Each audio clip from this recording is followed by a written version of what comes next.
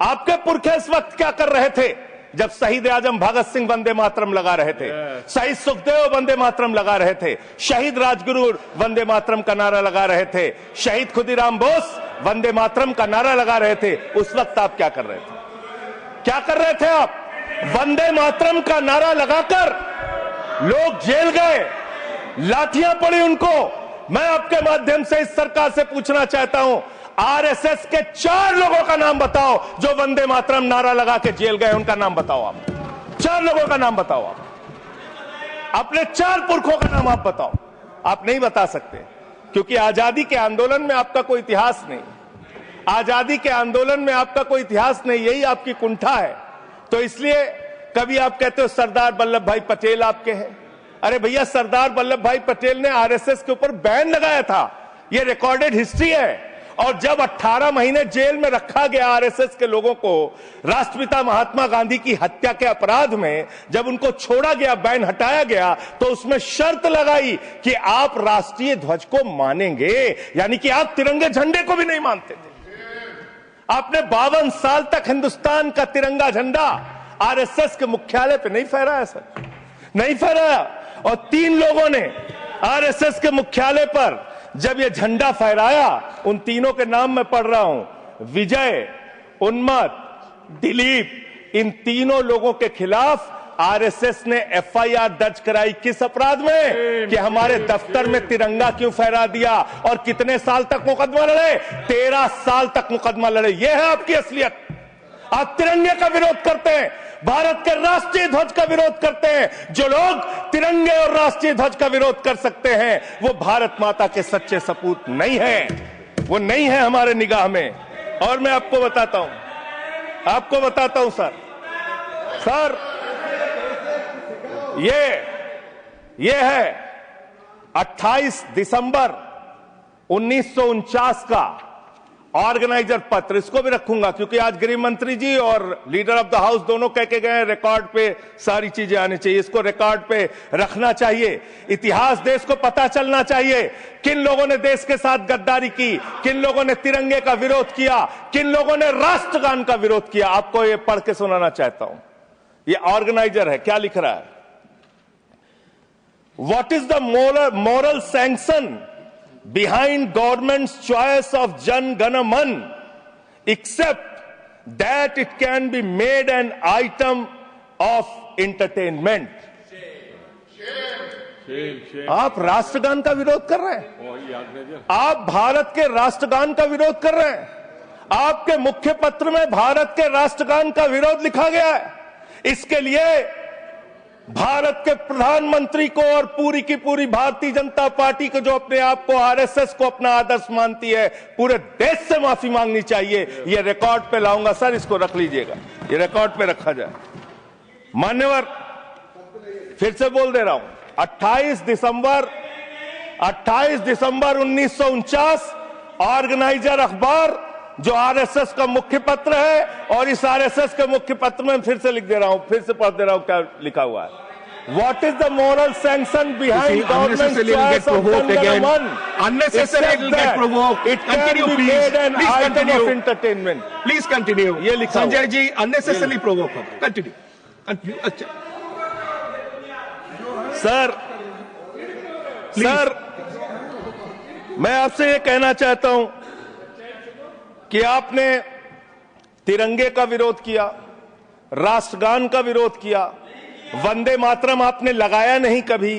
कोई आपका व्यक्ति देश की आजादी के आंदोलन में जेल नहीं गया कभी। आपने कोई देश के लिए, हमारे यहां अवधि में कहावत है, नाखून कटाए कि शहीद ना बना भैया। तू तो नाखूनों नहीं कटाया भैया, बिना नाखून कटाए शहीद बना चाहता है, बिना नाखून कटाए शहीद। ऐसे काम नहीं चलेगा सर। जिन्ना का भी जिक्र कल दूसरे सदन में हुआ, प्रधानमंत्री जी ने जिक्र किया। जिन्ना के साथ आपके कितने गहरे और मधुर संबंध थे, क्या इस देश के लोगों को पता है? नहीं पता, मैं बताता हूं। श्यामा प्रसाद मुखर्जी जी फजलुल हक की गवर्नमेंट में फाइनेंस मिनिस्टर थे, और फाइनेंस मिनिस्टर रहते हुए उन्होंने अंग्रेज गवर्नर को चिट्ठी लिखी थी। Shyama Prasad followed this and told Governor Herbert The administration of the Bengal province should be carried on in such a manner that in spite of the best efforts of the Congress, this Quit India movement will fail. ये चिट्ठी लिखी है। आपने भारत छोड़ो आंदोलन के खिलाफ आपके नेता, जनसंघ के पहले राष्ट्रीय अध्यक्ष और तत्कालीन गवर्नमेंट में जो वित्त मंत्री थे, उन्होंने चिट्ठी लिखी अंग्रेज गवर्नर को और कहा कि भारत छोड़ो आंदोलन जो हिंदुस्तान के क्रांतिकारियों का आंदोलन था, जो देश की आजादी का आंदोलन था, वो आंदोलन कुचल देना चाहिए, खत्म कर देना चाहिए। ये है रिकॉर्डेड हिस्ट्री आपकी। ये आपको आपके बारे में पूरे देश को पता रहना चाहिए। अब जिन्ना, हाँ, इसको भी सभा के पटल पर रखूंगा। जिन्ना और आपके रिश्ते क्या थे? कितने मधुर रिश्ते थे। एक राज्य में सरकार नहीं बनाई मान्यवर इन्होंने। नॉर्थ वेस्ट फ्रंटियर, सिंध प्रांत और फजलुल हक की गवर्नमेंट। फजलुल हक वो शख्स है जो पाकिस्तान बनने के बाद वहां की सरकार का गृह मंत्री बना। आपके रिश्ते उन लोगों के साथ थे, ये देश को पता होना चाहिए। इसलिए आप किसी को भी देशभक्ति का प्रमाण पत्र बांटने का काम मत कीजिए। आप वंदे मातरम लगाने का काम कर रहे हैं और देश की सुरक्षा के साथ खिलवाड़ कर रहे हैं।